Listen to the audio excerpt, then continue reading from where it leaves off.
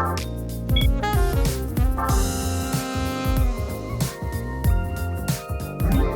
there, it's Derek here from Pacific Coast Auto in Japan. We're looking at a BMW 3 Series. This is a 335i, which is the inline 6-cylinder 3-liter twin-turbo engine. Puts out around 300 horsepower. This one from 2009 with 84,000 kilometers. It's the Coupe version of the car, so that's a 2-door version.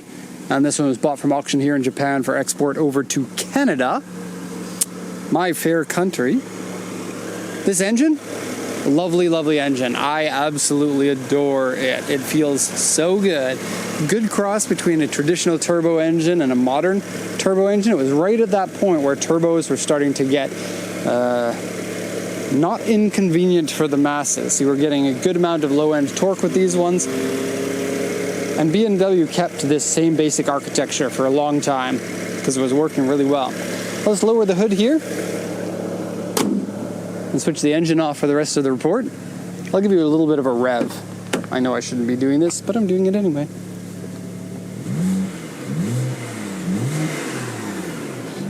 And it's not like it's hard on the car to do that. I just shouldn't be doing it in this residential neighborhood.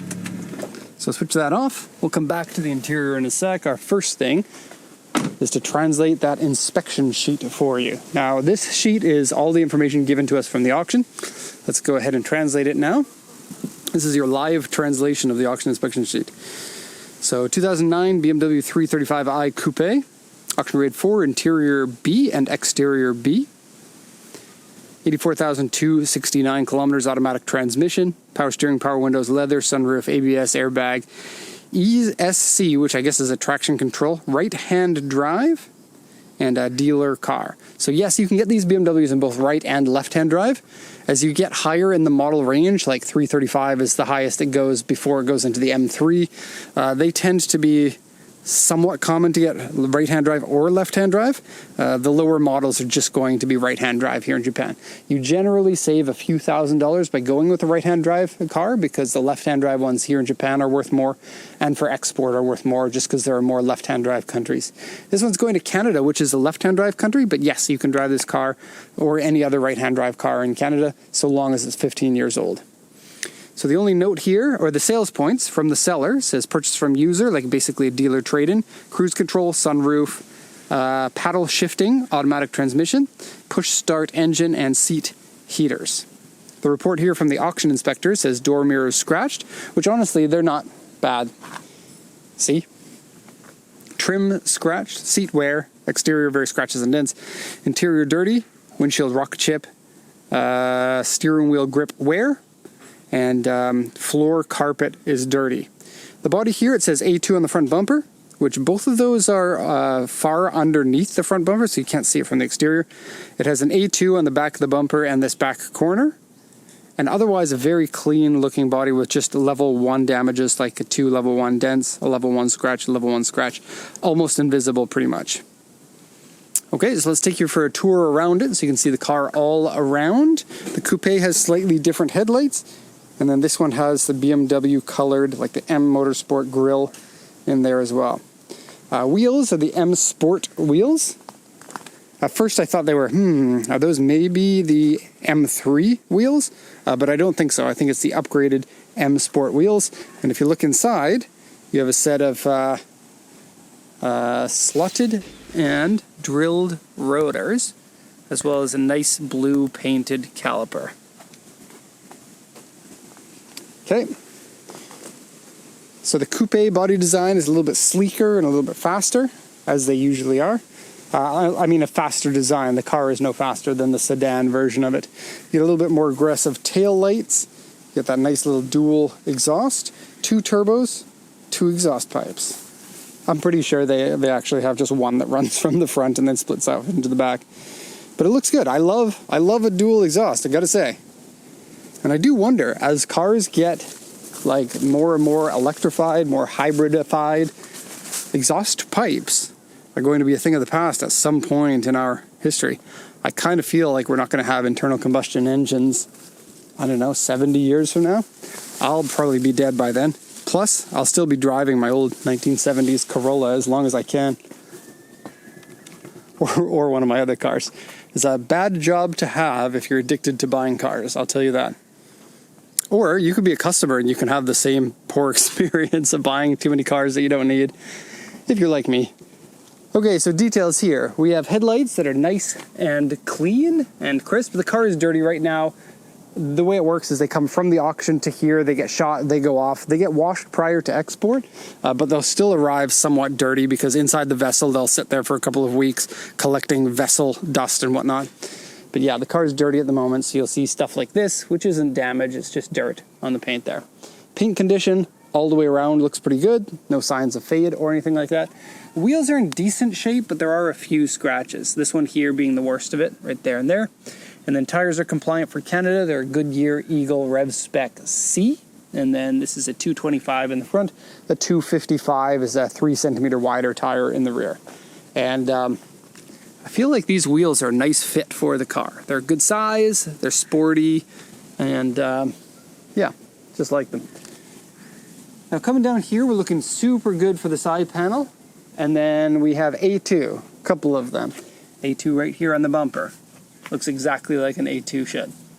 A2 on the side here. Now this is a little bit weird. These are little areas of substance, like something knocked against here, and it was like a plastic, and some of the plastic came off onto the paint. You'll be able to get most of this off. And so I believe that's where your A2 is. Altogether it looks more like an A3, but you can almost erasify everything. I'm gonna make up words for that. Erase everything. I'm making it more difficult for myself than I need to. A little bit of chrome discoloration. Again, can be polished out. Black tinted windows in the back. Some little arrow piece for the top. Sunroof on this one. Rain gutters still have all of their paint on it. Looks good. Good car. And you will laugh when you hear the price, because these ones, these BMWs in particular, they're right at the age where they're the best value for money, I must say. Even if you, so most of our buyers are buying these cars for import to sell for profit. That's just how we do it. Of course, as an individual, you can buy cars and you can bring them in yourself for a discount. It is a wholesale purchase method, and so you're taking on a bit of risk for cost savings. Do keep that in mind. But these BMWs in particular, really, really well priced, I must say. Okay, so this line across here has some cracks in it. The same thing goes with this one down here. That's pretty much it for potential issues with the car. Let's open up the trunk. How do you open up the trunk on this car? It's back here, right? Looks like a nice clean interior. We have, I guess the battery needed to be jumped at one point. I'm not sure. This is a little bit loose. And it's with one hand a little bit tricky to get in there properly. So I'll just kind of leave it like that. Underneath here, a little storage compartment. This is a spare tireless car, so it has the run flat tires. Run flat tires make the car's suspension a little bit worse because the tire is heavier, but you don't need a spare tire, so that's also good. Into the interior now. BMW interiors of this era, actually of all eras, they're basically the same, whether you go with the 3 Series, 5 Series, 7 Series. They just get a little bit better with much the same design. Now these BMWs of this era have a bit of an issue that a lot of car manufacturers actually do.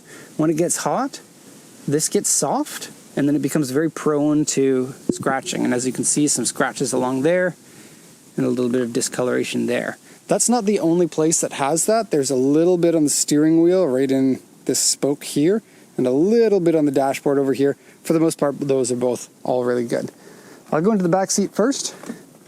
Oh, and this is kind of funny. I'll pull that back. This is a coupe, meaning your door is really long, so your seat belt, because it's all behind here, is a little bit annoying to grab. But there's a little electronic thing here. You can see it right there. It comes out, grabs the seat belt, and passes it to you. I know older BMWs had that too. It is just a really cool thing though. I like it a lot. There's Isaiah in the yellow BB. Oh, no, it's not. It's Jacob in the yellow BB. And there's Isaiah in the... What are you doing, Isaiah? You coming down here? He's looking for a parking spot because we don't have any room. Oh, don't look at that.